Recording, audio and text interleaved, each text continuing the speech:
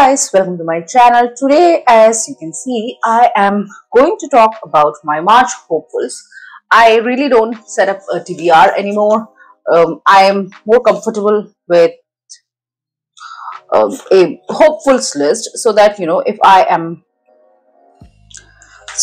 am not really having a great time, I could just simply move back to some other mood read that I would really enjoy at the time.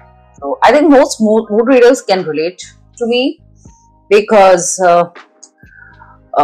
we tend to do that a lot. Have a whole list prepared and then deviate from it, because that is just not what we want at the time, and it can change. Sometimes I stick to my list and finish some other books as well.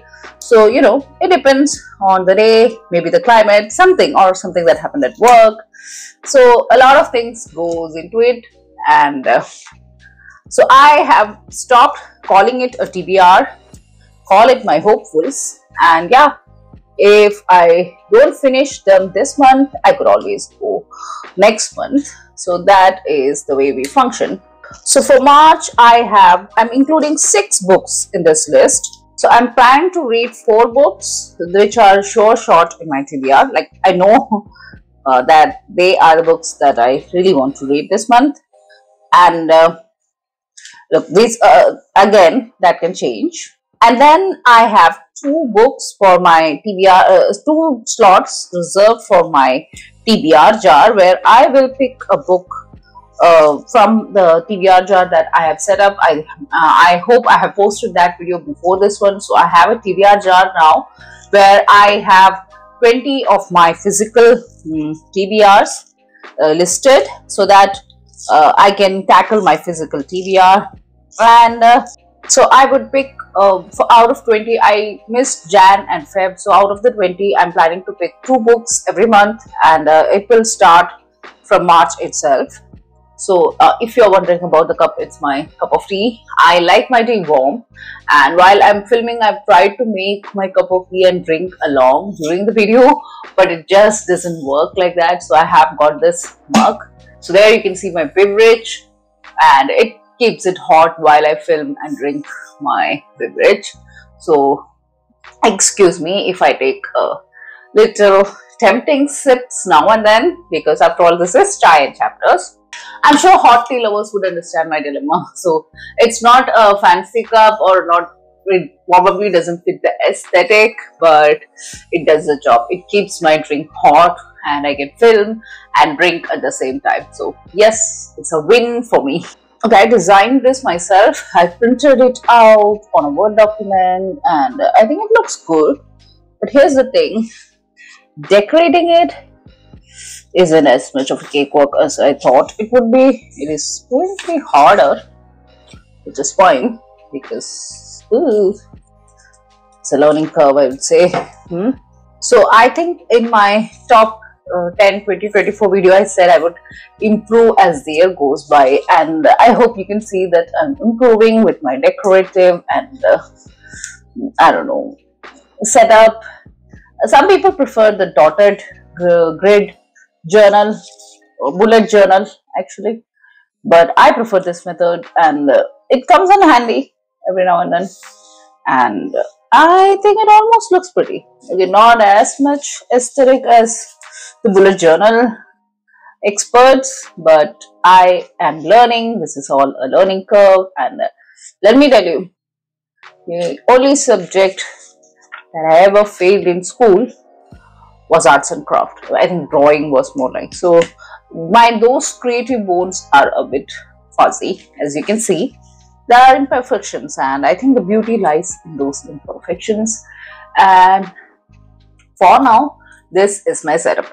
But once the decoration is finished, it is now time for the TBR jar, and I'm so excited.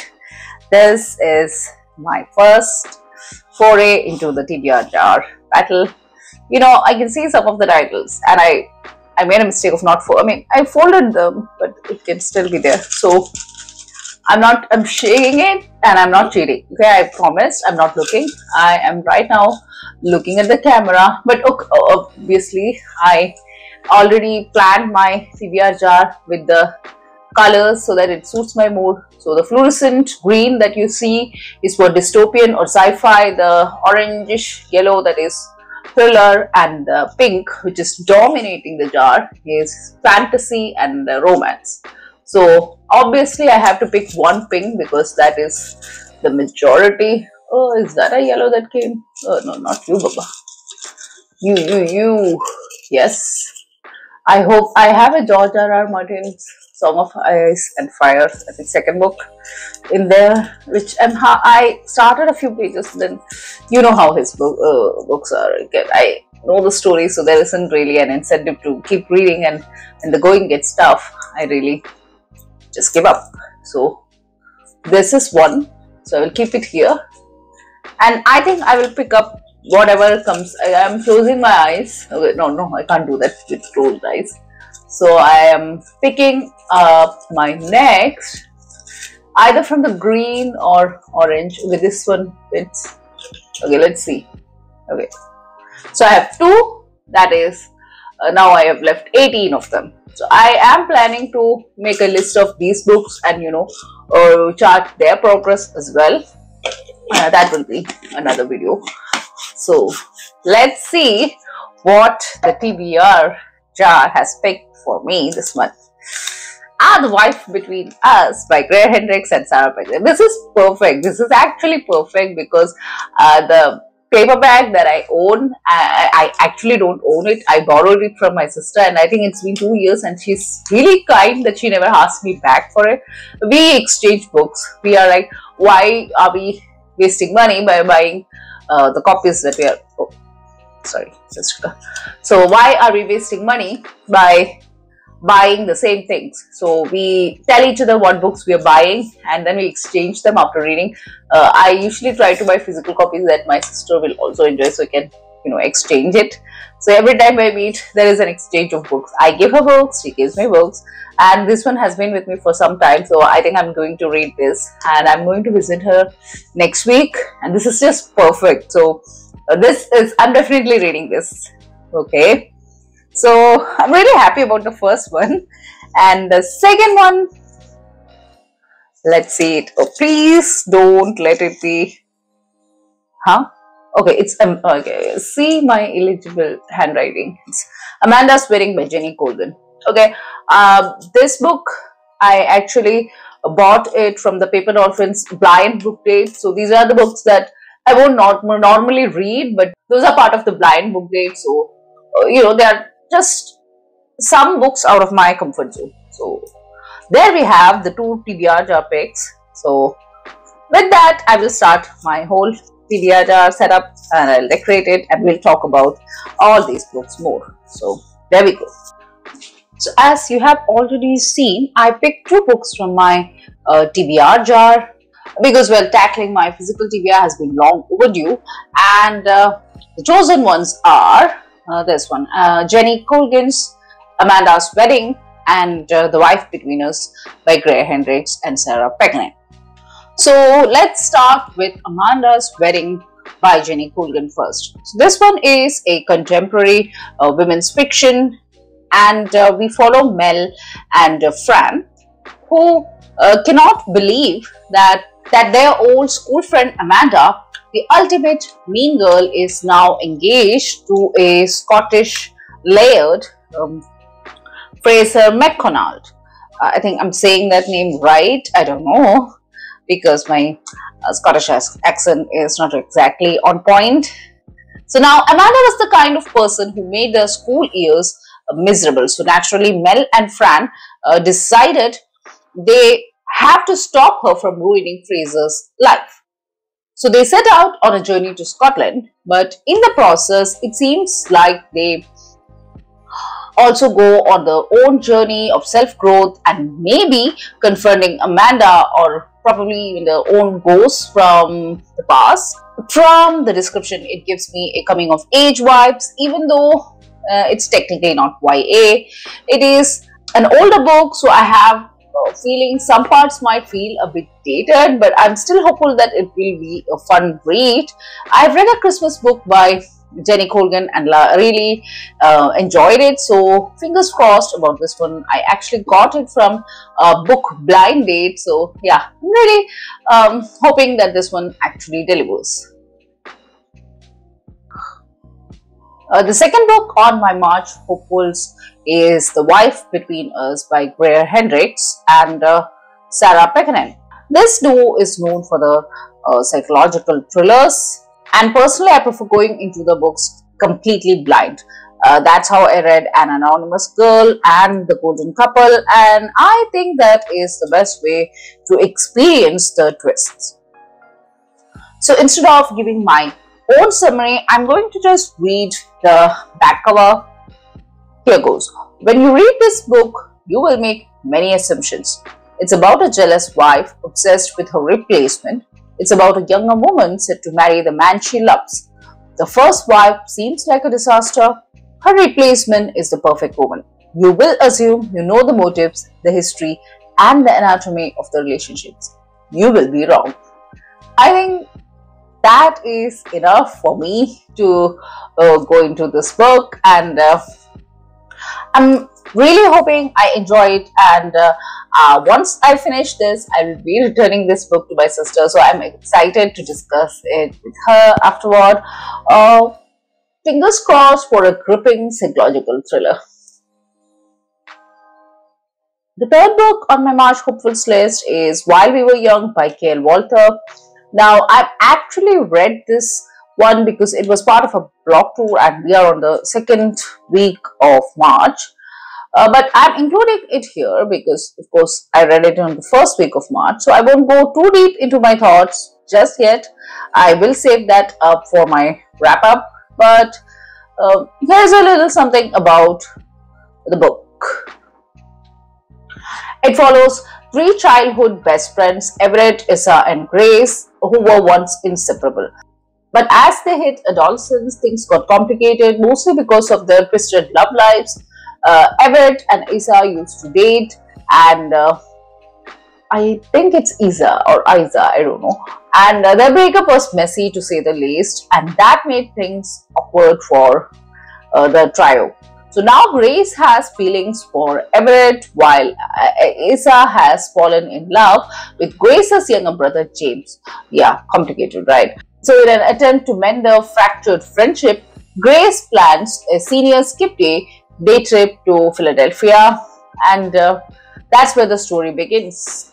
So there's a lot of emotional tension, unresolved feelings, and the kind of drama that you expect from a proper coming of age novel. I had fun reading this one. It's not going to make my top 10 list of the year, but it is still a solid YA contemporary read. So I will share more in my wrap up. The next book on my March hopefuls list is Well Matched by Jen DeLuca. This is the third book in the Well Met series, and I honestly have mixed feelings about this one. So I read Well Met back in 2020 and I remember enjoying it. It was fun, light, and had that Renaissance fair thing going on. But Well Played, yeah, I did not like it at all. So I basically erased that second book from my memory. So going into Well Matched, I am cautiously optimistic. This one follows April, the older sister from the main character from the first book, Well Met. So she is a single mother who needs a favor from Mitch, one of the familiar faces from the series. So yeah, like that's all I remember about Mitch too. He is buff, Mitch Malone, best known for the kilts that he wears in the town's Renaissance fair. So like I said, April needs a favor from Mitch, and in return she agrees to be his fake girlfriend to get his family off his back. So yes, it's a fake dating romance. We all know how that goes. Since I've been burned by the second book, I'm not going into it with high expectations, but these characters were quite matured in Well Met, so I'm hoping that carries through in Well Matched. So let's see how it goes. So The next book in my March hopefuls list is Marriage and Masti by Nisha Sharma. This is the final installment in the If Shakespeare Were an Auntie series, and I'm really looking forward to it. So in the previous book, we saw hints of some feelings between our main characters, Deepak and Veera, as they've worked together in their respective family businesses. By the end of book 2, we found out that Deepak was engaged to a beauty influencer, Olivia Gupta, probably an arranged marriage, and that's where the story left off. So now in Marriage and Masti, Deepak's engagement to Olivia was meant to secure votes for his CEO position, but things don't exactly go as planned. He wakes up one day and is separated from his fiancée, and his career is suddenly in jeopardy. And at the same time, Veera is also dealing with her own setbacks. So what do? They get drunk together, and in true friends fashion, oh yes, I'm thinking about Ross and Rachel's Vegas wedding. These two accidentally get married. But unlike Ross and Rachel, instead of an annulment or not, they decide to use their marriage as an ultimate revenge plot against the companies that ruined both their lives. So once again, we have fake dating and forced proximity, two of my favorite tropes. We know exactly where this book is going, and honestly, I'm here for the ride. I just want a fun, chaotic romance, and I feel like this book will actually deliver. And finally, the last book on my March hopefuls list is The Ex-Woes by Jessica Joyce.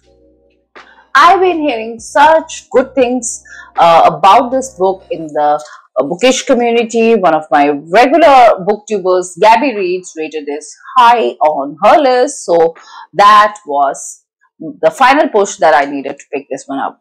So this is a second chance romance between Georgia and Eli, who broke up 5 years ago. They have a very tight-knit friend group, and to keep the peace, they have avoided bringing up their messy feelings. But now, the mutual friend Adam is getting married, and the wedding is kind of turning into a disaster. So Georgia and Eli have to rush to Napa Valley to salvage the situation. So Georgia has her own set of do's and don'ts to keep things civil. But Eli, yeah, he's definitely not sticking to them. And of course, the second chance feeling starts creeping back in. And this book actually reminds me of the second book in If Shakespeare Were an Auntie series, which just tastes like Shakar. That one wasn't a second chance romance. It was more hate to love, but both books have that forced proximity wedding setting, which I love. But I feel like The Ex-Woes is going to have a much deeper emotional layer from what I have heard in the reviews. So I've honestly saved the best for the last, because Ex-Woes is my most anticipated read out of all the 6 books, and if I had to predict a 5-star read, it would be this one. So I just hope it delivers, and I really have a good feeling about this one. So there we go. Those are all the books that I am planning to read in the month of March, hopefully.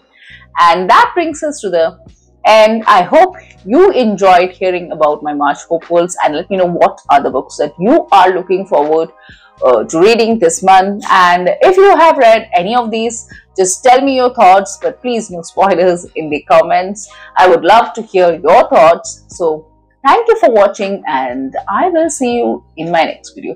Bye.